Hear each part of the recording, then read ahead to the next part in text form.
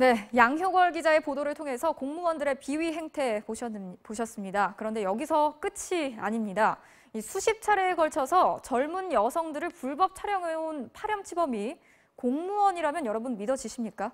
뿐만 아니라 내연녀의 나체를 찍어서 유포하겠다고 협박한 공무원도 있었는데요. 자, 그런데 놀랍게도 이들은 전부 해임을 면했고 멀쩡히 공직을 유지할 수 있었습니다. 이처럼 사회의 눈높이에 미치지 못하는 징계위원회의 결정에 한숨만 나오는데요. 이어서 김재경 기자가 취재했습니다. 지난 2014년 7월 대전 지하철에서 붙잡혔던 한 파렴치범. 젊은 여성의 다리를 찍는 등 77차례에 걸쳐 불법 촬영을 한 사실이 드러났는데 알고 보니 미래창조과학부 사무관이었습니다.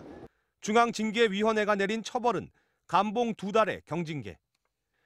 지난 2014년 내연관계의 여성을 때리고 나체 사진을 유포하겠다 협박한 남성도 공무원, 그것도 교육부 소속이었습니다. 징계위의 결정은 역시 경징계인 감봉 1달에 그쳤습니다. 해당 부처에서 요구한 징계 수위를 중앙징계위가 낮춰준 경우도 상당합니다.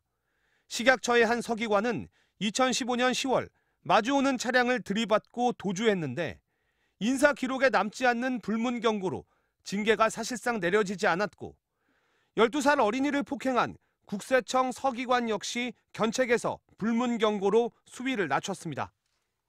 비슷한 음주운전인데 교육부 사무관은 가장 약한 수준인 견책, 문체부 사무관은 감봉 1달, 국세청 사무관은 감봉 2달을 내리는 고무줄 잣대를 적용하기도 했습니다.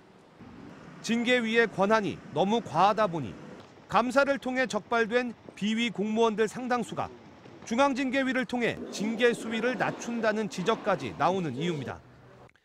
실제 2016년 이후 징계위 결정 가운데 파면이나 정직 등의 중징계는 18.9%였지만 6개월 정도만 승진이 막히는 견책 등의 경징계는 절반이 넘었고 기록에 남지 않는 가장 낮은 단계의 불문 경고도 10건 중 약 3건에 달했습니다.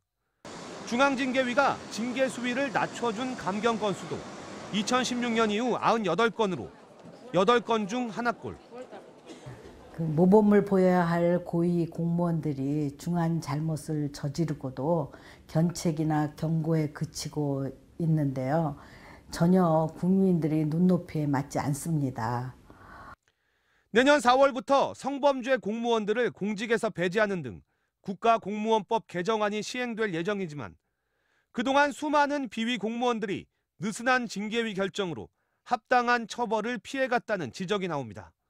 MBC 뉴스 김재경입니다.